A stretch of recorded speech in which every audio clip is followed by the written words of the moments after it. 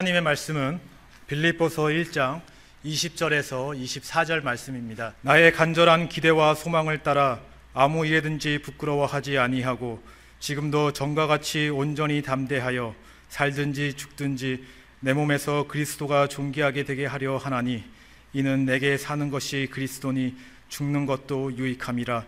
그러나 만일 육신으로 사는 이것이 내 일의 열매일진데 무엇을 택해야 하는지 나는 알지 못하노라.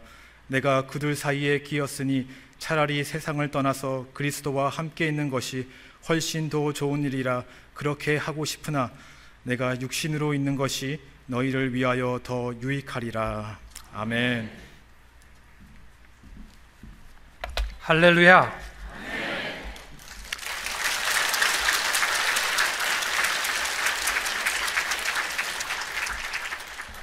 오늘은 아무도 저에게 설교 부탁을 하는 사람이 없었습니다. 목사님, 한 달 됐으니까 한번 설교해 주세요. 그렇게 부탁하실 줄 알았는데 아무도 부탁을 안 해요. 은근히 섭섭하더라고요. 지난번에 내가 너무 힘없이 설교해서 전혀 기대하심이 이제는 꺼졌나 그런 생각도 있었고, 아니면 우리 은퇴하신 김유 목사님이 진짜 요즘 열심히 은퇴하시고 최고로 바쁘게 설교를 최선을 다해서 준비해서 매 시간 은혜로운 말씀을 전해주셔서 교회가 참 줄지 않고 이렇게 은혜롭게 성장하는 교회가 돼서 너무 감사한데, 우리 김유 목사님이 너무 잘해서 나는 잊혀져가는 사람이 됐나. 그래서 오늘은 제가 일부러 내가 찾아서 설교하지 않으면 이제는 들어줄 성도님도 없겠다 이런 생각이 들어서 자원하는 마음으로 오늘 설교에 강단에 서게 됐습니다. 제가 지난 7월 3일 날 4차 키모 치료를 받았습니다. 시간이 갈수록 참 어려웠습니다. 그리고 키모를 한번 받으면 한 8일에서 10일간은 거의 먹지 못하고 누워 있어야 합니다. 하루에 12시간 이상 누워서 생활했습니다. 엊그저께 금요일 새벽에 제가 자는 중에 꿈이 생생해요. 목사는 죽는 날까지 말씀을 전해야 한다. 내가 생명이 있는 날까지 내가 뭘 잘하니? 네가 잘하는 것 가지고 하나님을 기쁘시게 하라. 이러한 소리를 듣고 제가 깜짝 놀라서 일어났습니다. 그리고 물 한 잔을 마시는데, 그전에는요 물이요 너무너무 못 마셔요. 목에 들어가지도 않고 마실 수도 없는데, 새벽에 깜짝 놀라서 일어나서 제가 물을 목이 말라서 한 잔을 마시는데 그렇게 달더라고요. 그리고 물이 달고 맛있으면서 아침부터 또 식욕이 돌아와서 제가 아주 잘 먹고 자원하는 마음, 오늘은 어느 누구도 부탁하지 않았지만 자원하는 마음으로 강단에 서게 되었습니다. 감사합니다.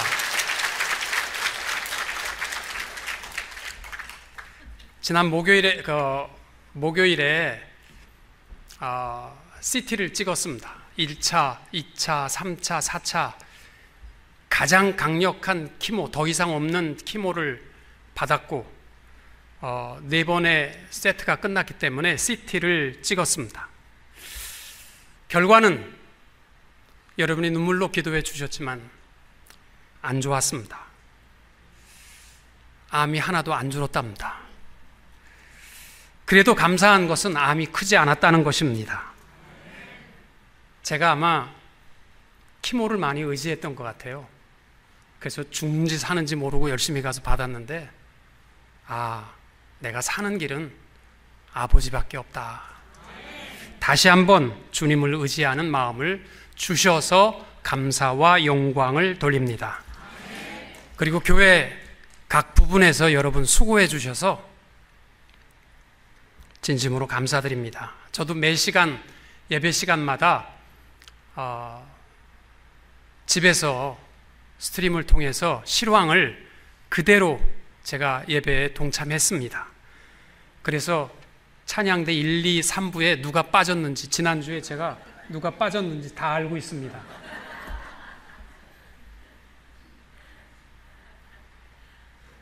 매 시간마다 은혜로운 찬양과 또 말씀 전해주신 목사님, 김유 목사님과 또 정인채 목사님과 또 여러 성도님들이 일심으로 하나님 앞에 영광 돌려서 진심으로 목회자로서 감사를 드립니다. 제가 누워 있으면서 빌립보서를 다시 한번 쭉 깊이 묵상을 했습니다. 빌립보서의 전체 주제는 그리스도 안에서 누리는 기쁨입니다. 사실 이 편지를 쓰고 있는 바울은 로마의 옥중에서 언제 죽을 줄 모르면서 도저히 기뻐할 수 없는 환경임에도 불구하고 그는 말할 수 없는 기쁨과 감사가 예수 안에 있음을 고백합니다. 어떻게 그렇게 바울이 환경에 관계없이 기뻐하고 감사할 수 있을까? 가만히 생각을 해보니까 그의 삶의 목적과 비전이 우리랑은 차원이 다른 것이었습니다. 인생에 있어서는요, 목적이 참 중요합니다. 세상에 살아가는 사람들도 보면 먹고 사는 일에 목적을 두고 살아가는 분들이 있어요. 특별히 우리 어머님들은 아침 해먹고 설거지 하자마자 앉으면서부터 점심은 뭐 해 먹을까? 또 그거 걱정하세요. 그리고 점심 때가 되면 또 밥해서 먹자마자 설거지하고 또 저녁은 뭐 해 먹을까? 우리는요, 아무리 잘 먹어도 5시간만 지나면 또 배고파요. 이러한 인생은요, 평생 고민하는 인생이 될 수밖에 없습니다. 옛날에 우리 어렸을 때는 부모님들이요, 직장을 선택함에 있어서 취미나 특기에 관계없이 밥 먹고 사는 일을 하도록, 음악, 체육, 미술을 한다 그러면 그거에서 어떻게 밥 먹고 사니? 못하게 했거든요. 요즘은 자녀에게 밥 먹고 살기 위해서 일하라고 하는 부모는 없습니다. 네가 가장 즐거운 거, 가장 기뻐하는 일을 해라, 그렇게 권하고 있습니다. 인생은요, 먹고 사는 게 목적인 사람이 있는가 하면 어떻게 하면 내가 하루하루를 어떻게 즐기며 살아갈 것인가, 이것을 목적으로 삼아 살아가는 분들이 있어요. 솔로몬이 일생을 다 살고 나서 전도서에 보면은 그의 마지막 인생의 종반전에 고백한 말이 전도서 8장 15절입니다.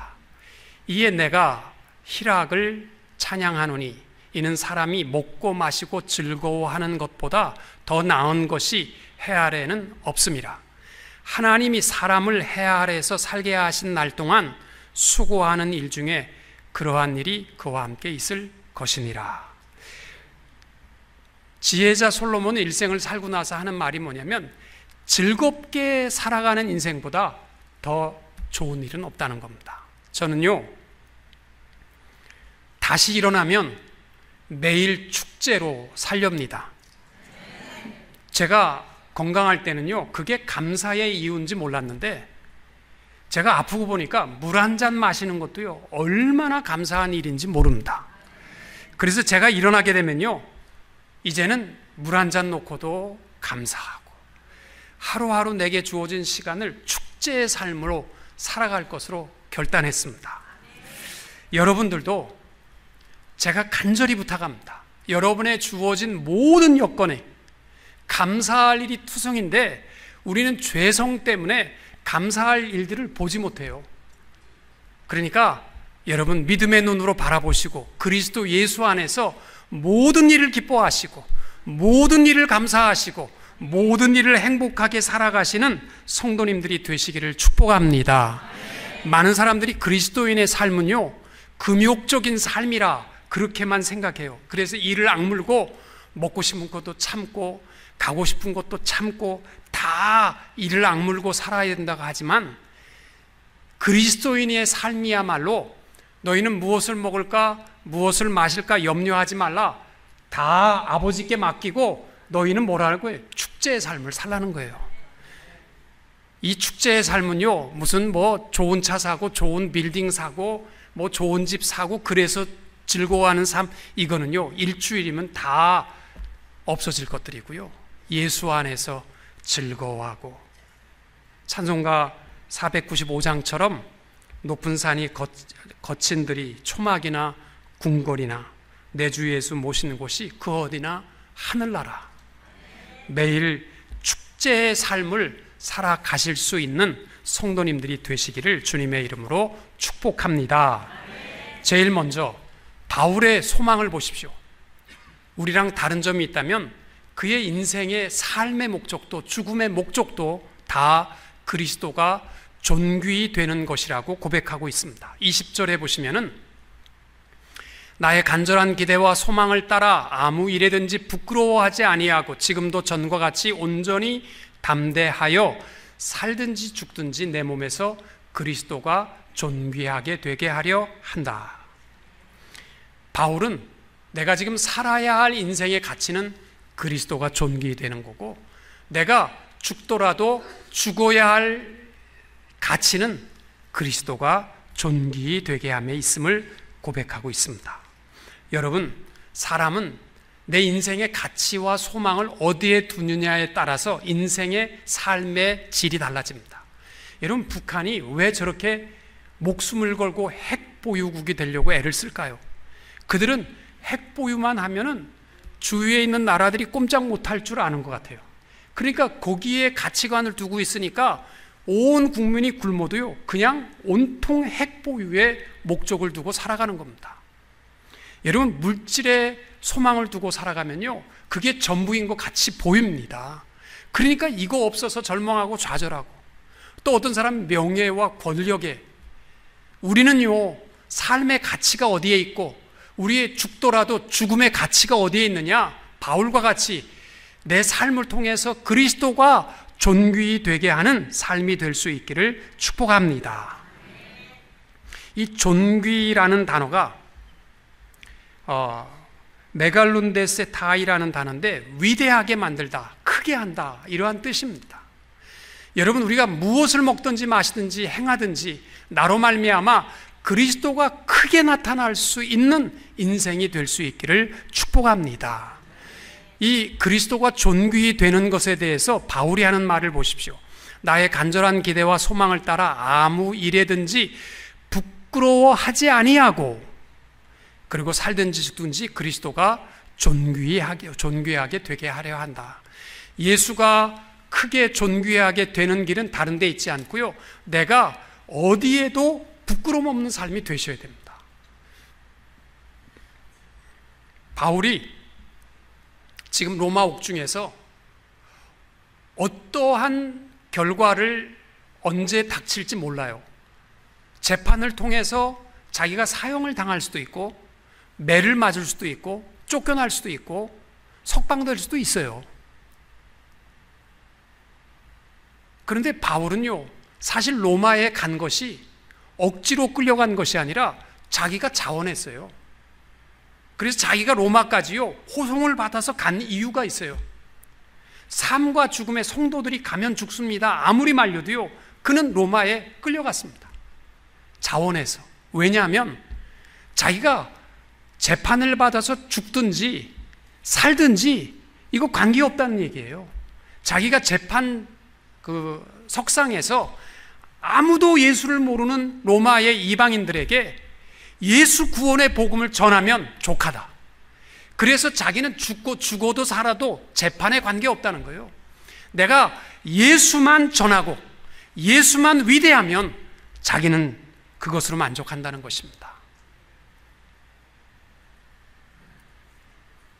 제가 2달 전까지만 해도요, 새벽 4시 반이면 어김없이 일어나서 저녁 때까지 사역을 하다가 갑자기 4월 29일 날 췌장암 판정을 받고는 풀타임 페이션이 됐습니다. 여러분, 환자도요, 제가 아파 보니까 2가지 종류가 있어요. 파타임 페이션트가 있고 풀타임 페이션트가 있어요. 파타임은요, 행복한 거예요. 그거는 잠시 잠깐 아파서 가는 거고, 풀타임 페이션트는요, 진짜 어렵습니다. 매일 병원을 출근하다시피 합니다. 그리고 거반 누워 있어야 합니다. 그런데 제가 절망적인 소식을 듣고도요, 내 삶의 가치가 어디에 있는지 이것을 확인하는 순간에는요, 제가 두려워할 게 없어요. 내가 살아도 그리스도가 존귀히 되면 감사한 거고, 내가 죽어도 그리스도가 존귀히 될 수 있다면, 그래서 제가요 지금은 기도하면서 제가 하나님 죽어도 하나님 영광 가리우지 않고, 우리 성도들이 기도하고 있는데 제가 이대로 죽어서야 되겠습니까? 제가 기도하면서 내가 하나님 앞에 때를 쓰고 있습니다. 그리스도가 존귀히 되게 하는 우리의 삶의 목적이 될 수 있기를 축복합니다. 어거스틴이 그런 말을 했죠.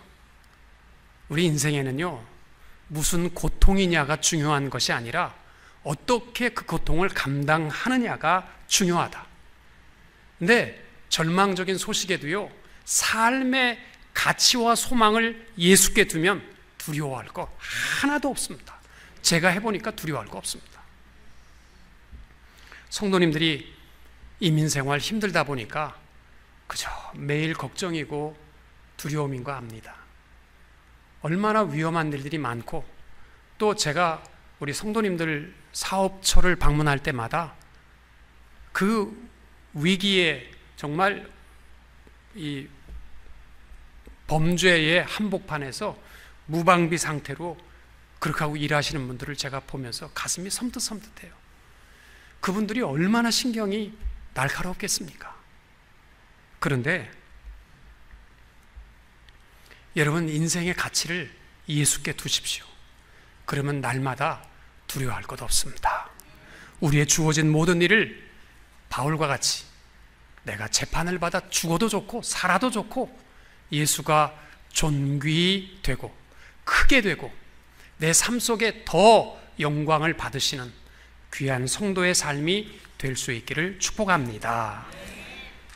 또 두 번째로 바울의 소망과 비전을 보게 되면요, 그는 내가 살아가는 삶의 목적은 나의 배부름에 있지 않고 모든 사람의 유익이 되게 하는 인생에 있음을 고백하고 있습니다. 21절에 보면 이렇게 말합니다. 이는 내가 사는 것이 그리스도니 죽는 것도 유익함이라. 바울이요, 옥중에서 자기가 이제 죽었으면 좋겠다, 이 마음이 있다는 거예요. 22절에 보시면은 그러나 만일 육신으로 사는 이것이 내 일의 열매일진데 무엇을 가릴는지 나는 알지 못하노라. 살아야 될 욕망도 있다는 것입니다. 여러분, 바울에게는요 두 가지 소망이 있었어요. 하나는 죽고 싶은 소망이 있었고, 하나는 살고 싶은 소망이 있었어요. 근데 이 두 가지가 사실은 모순입니다. 살 소망이 있으면 죽을 소망이 없어야 되고, 죽을 소망이 있으면 살 소망이 없어야 돼요. 제가 이것을 설교하면서도요, 이게 바울이 무슨 의미인가 제가 잘 이해를 못했는데, 제가 아프고 보니까 충분히 이해가 되더라고요. 제가 12시간 누워있을 때는 죽을 소망이 있어요. 나 빨리 아프지 말고 건강한 곳에 가서 주님과 함께하고 싶은 소망이 있어요. 근데 물 마시고 시원하고 또 배부르고 하면요, 살 소망이 또 있어요. 그래가지고 이 두 가지 소망이요 같이 있는 거예요. 우리 그리스도인들은요, 아파도 소망이 있고 건강해도 소망이 있어요. 살 소망과 죽을 소망입니다. 근데 바울에게 이 두 가지 소망 사이에 끼어 있는데, 이 두 가지 속에서 어떤 것이 더 크냐라고 묻는다면 자기가 대답하기가 어렵다는 거예요. 살 소망이 51%고 죽을 소망이 49%면 그 사람은 살기 원하는 거고, 살 소망이 51%고 죽을 소망이 49%면 살기 원하는 거잖아요. 1%가 어디에 더 크냐? 바울은 자기가 알 길이 없다. 그러나 정말 내가 원하는 것이 있다면 죽을 소망이 좀 더 크다는 거예요. 자기 빨리 하나님 나라에 갔으면 좋겠다. 그러나 24절 말씀해 보시면은 그렇게 말합니다.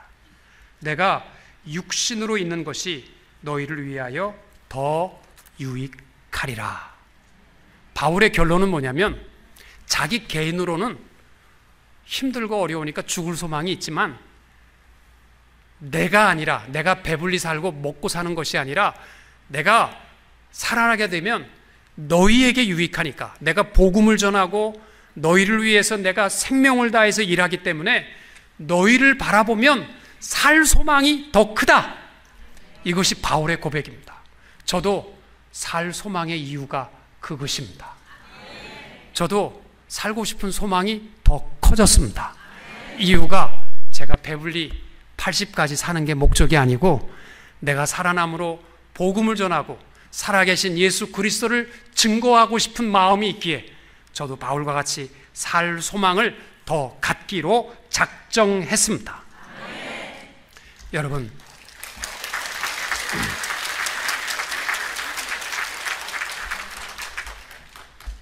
예수님께서 세상에 오신 목적에 대해서 이렇게 말했습니다. 마가복음 10장 45절에 인자에 온 것은 섬김을 받으려 함이 아니라 도리어 섬기려 하고 자기 목숨을 많은 사람의 대속물로 주려 함이리라. 예수님의 삶을 보면요, 자기를 위한 것이 아니고 다 남을 위해서 살겠다. 또 요한복음 6장 38절과 39절에 보시면은 내가 하늘로서 내려온 것은 내 뜻을 행하려 함이 아니요 나를 보내신 이의 뜻을 행하려 함이니라. 나를 보내신 이의 뜻은 내가 주신 자 중에 내가 하나도 잃어버리지 아니하고 마지막 날에 다시 살리는 이것이니라. 여러분, 우리 살 소망 더 가집시다. 그 이유가 배불리 먹고 사는 것이 아니라 나로 말미암아 힘들고 어려운 이웃과 형제들을 위해서 낮에는 해처럼 밤에는 달처럼 우리 모든 사람의 유익을 위하여 예수처럼 바울처럼 살아갈 수 있는 성도님들이 다 되시기를 축복합니다. 세 번째로 바울이 우리에게 부탁하는 것이 있습니다. 27절에 보시면은 우리 같이 한번 읽겠습니다. 오직 너희는,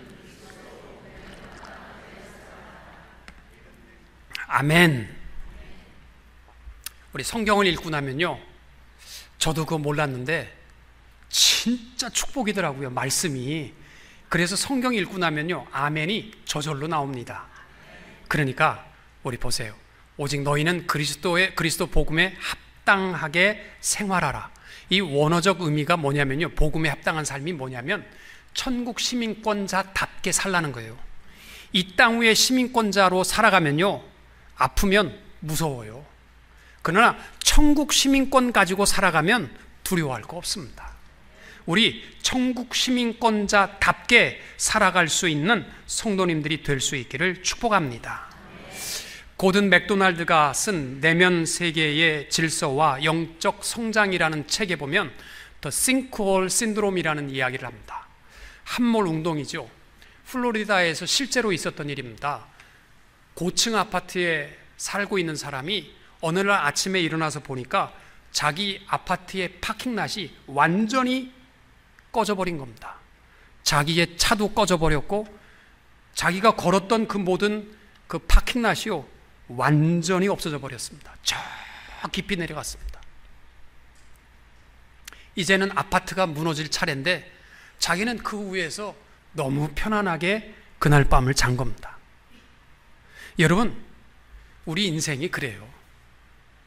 우리가 든든한 집에서 사는 것 같지만 사실은 물 위에 떠 있어요. 집안이 물 위에 떠 있어요.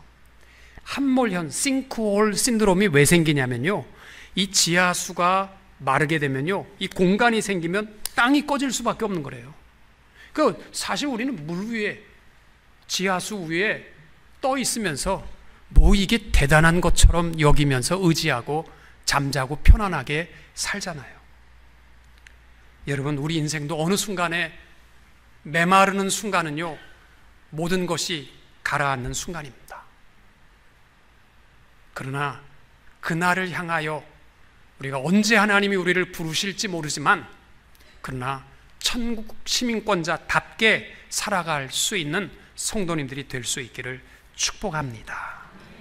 천국 시민권자다운 삶이 뭐냐면 27절에 보시면은 너희가 일심으로 서서 한 뜻으로 복음의 신앙을 위하여 협력하는 것이라고 했습니다. 여러분, 살아가기 힘드시지만 복음을 위하여 힘쓰십시오. 복음을 전하고 복음을 나누고 복음을 위하여 살아가는 이 삶이 천국 시민권자다운 삶입니다. 또 28절에 보시면은 아무 일에든지 대적하는 자를 인하여 두려워하지 아니하는 것이라. 담대한 삶이 천국 시민권자의 삶의 모습이고, 또 29절에 보시면은 그 그리스도를 믿을 뿐 아니라 또한 그를 위하여 고난도 받게 하심이라. 여러분, 좋고 편안한 것만 택하지 마시고 풍성한 떡만 택하지 마시고 고난의 잔도 기꺼이 받아들일 수 있게 되시기를 축복합니다. 사랑하는 성도 여러분, 옆에 있는 성도들이요, 누구냐면 다 내가 살아야 할 이유가 되는 사람들입니다. 내가 살아야 할 이유가 바로 옆 사람들입니다. 저들을 위하여 살고 저들이 행복하고 저들이 즐거워하며 나도 즐거워할 수 있는 성도님들의 삶이 될 수 있기를 축복합니다. 저는 요즘요 굉장히 행복합니다. 저는 우리 성도님들이요 그렇게 다정다감하신 분인 줄 몰랐어요. 진짜 제가 29년을 담임하면서 우리 성도들이 그렇게 다정다감한지 몰랐는데 아프고 보니까 제 작은 것까지도요 너무너무 신경을 많이 써주세요. 카톡도 방해가 될까봐 저한테 안 하고 제 아내한테도 하고 또 아들한테도 하고 어떻게 해서든지 조심스럽게 장로님들한테도 안부를 묻기도 하고 부목사님들한테 묻고 베풀어 주신 사랑 때문에 제 식탁이요 제가 평생에 그렇게 먹어본 밥상이 없었어요. 매일이 만찬입니다. 주신 풍성한 식탁을 대하고 감사하며 감동받고 매일 살아갑니다. 사랑하는 성도 여러분, 더 가져오라는 얘기 아닙니다. 저는 충분합니다. 우리 주위에 보면 외롭고 힘든 사람들 많이 있습니다. 그분들에게 내가 살아야 할 이유가 저들의 있음을 기억하시고 나누며 살아가는 성도님들이 되시기를 주님의 이름으로 축원합니다. 기도하겠습니다. 사랑의 주님, 다시 서게 하시니 감사합니다. 우리의 인생의 가치와 삶의 소망과 비전이 하늘나라에 있게 하여 주시옵소서. 살아도 그리스도가 존귀히 되고 죽어도 그리스도가 존귀히 되게 해 주옵시고 또 내 주위에 있는 옆 사람들이 내가 살아야 할 이유가 되게 하여 주옵소서. 바울처럼 예수처럼 빛과 소금이 되어 베풀며 살 수 있도록 건강도 주시고 또 육신의 풍성함도 베풀어 주시옵소서. 아버지 하나님, 우리 천국 시민권자들입니다. 이 땅 위의 시민권자처럼 두려워하는 자들이 아니라 천국 시민권자답게 담대하게 살아가는 우리 대흥의 모든 복된 성도들이 되게 해 주시옵소서. 예수님의 이름으로 기도하옵나이다.